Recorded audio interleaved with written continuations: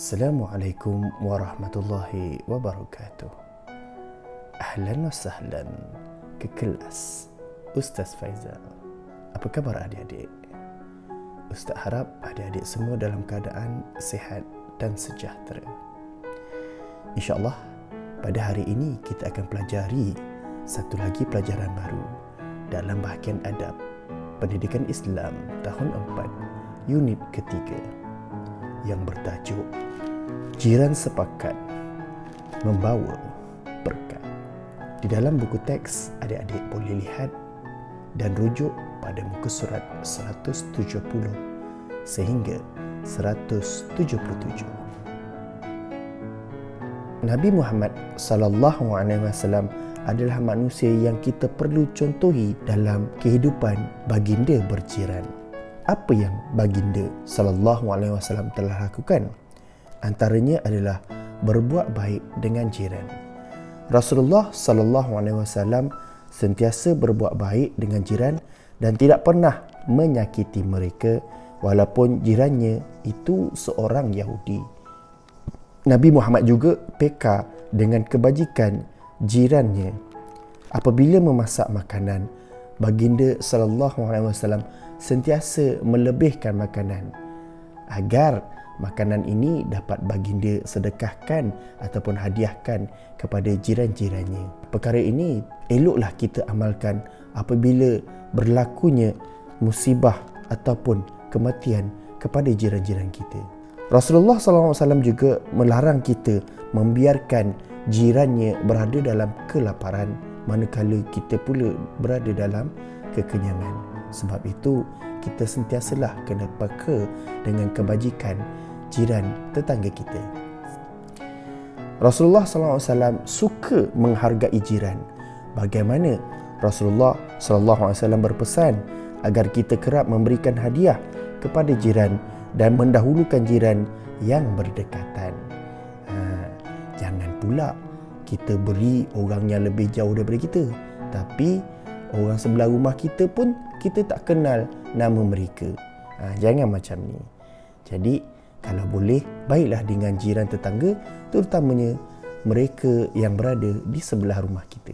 Rasulullah SAW juga menegah kita meremehkan pemberian jiran walaupun kurang bernilai. Sebab itu kalau jiran tu balas balik, janganlah kita menjuih ataupun terus tengok apakah isi kandungan yang jiran kita beri. Tunggulah sehingga jiran tu balik ke rumahnya, barulah kita buka apa yang mereka telah berikan tadi. Dan jangan lupa ucapkan terima kasih dengan senyuman. Okey adik-adik, kita telah tiba di bahagian kepentingan adab berjiran. Di dalam slide telah dinyatakan kepentingan adab berjiran ini terbahagi kepada 3 bahagian, iaitu kepentingan kepada individu, kepentingan kepada masyarakat dan juga kepentingan adab berjiran kepada negara. Dalam konteks individu, apakah kepentingannya? Yang pertama, mendapat pahala dan keredaan Allah Subhanahu Wa Taala dan menjamin ketenangan emosi. Bagaimana boleh menjamin ketenangan emosi? Kalau kita sentiasa bersangka baik dengan jiran, pastilah kita dapat menyingkirkan segala prasangka-prasangka buruk dan negatif. Maka kita akan jadi orang yang tenang emosinya. Kemudian, apakah dia kepentingan adab berjiran kepada masyarakat? Banyak adik-adik. Contohnya, kerja yang berat akan menjadi ringan dengan adanya muafakat yang kuat. Contohnya, jika berlaku musibah ataupun jika berlaku perayaan maupun majlis perkahwinan contohnya. Kebiasaannya di kalangan jiran yang muafakatnya kuat, mereka akan mengutamakan kerjasama dalam gotong royong menjayakan majlis perkahwinan tersebut maupun majlis kematian.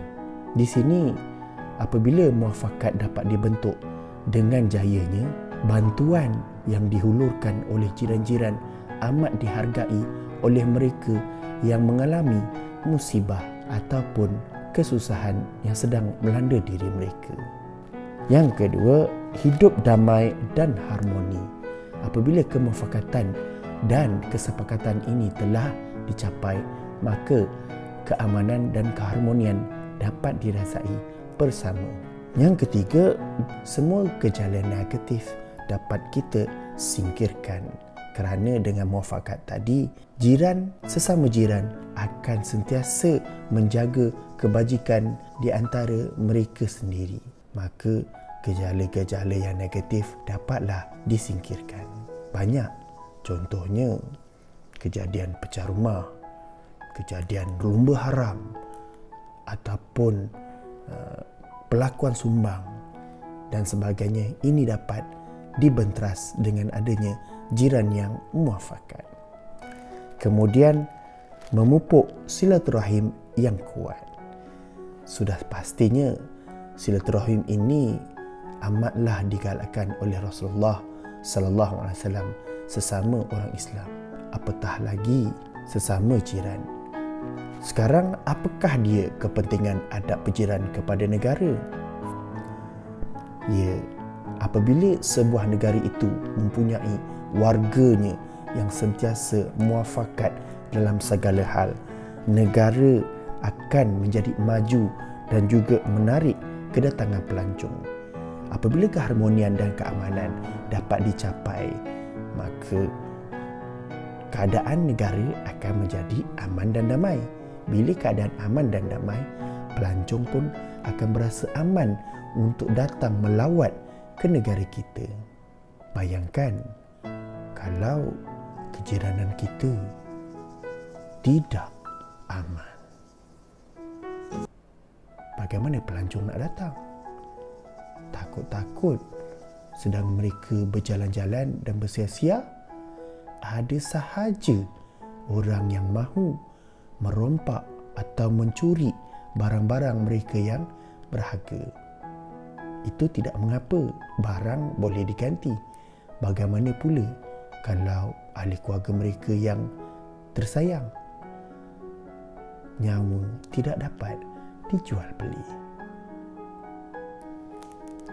Adik-adik, apabila kedatangan pelancong tadi menjadi ramai, sudah pastinya ia akan menambah baik lagi keadaan ekonomi negara. Apabila keadaan ekonomi negara baik, maka kita pun sebagai rakyat akan mendapat labanya bersama. Maksudnya, kita juga akan mendapat hasil yang baik bersama.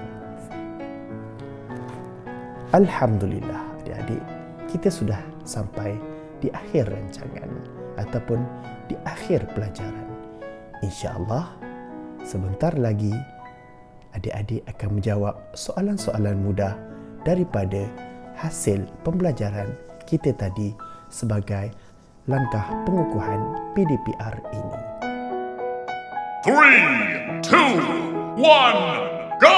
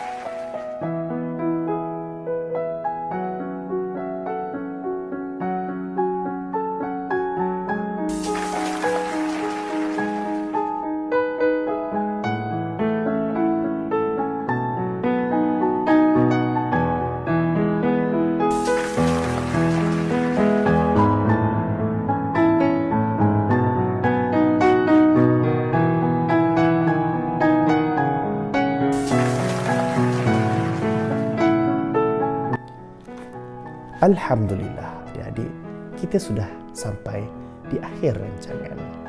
Sekian dulu daripada Ustaz. Assalamualaikum warahmatullahi wabarakatuh. Ahlan wa sahlan ke kelas Ustaz Faizal. Ma'assalamah.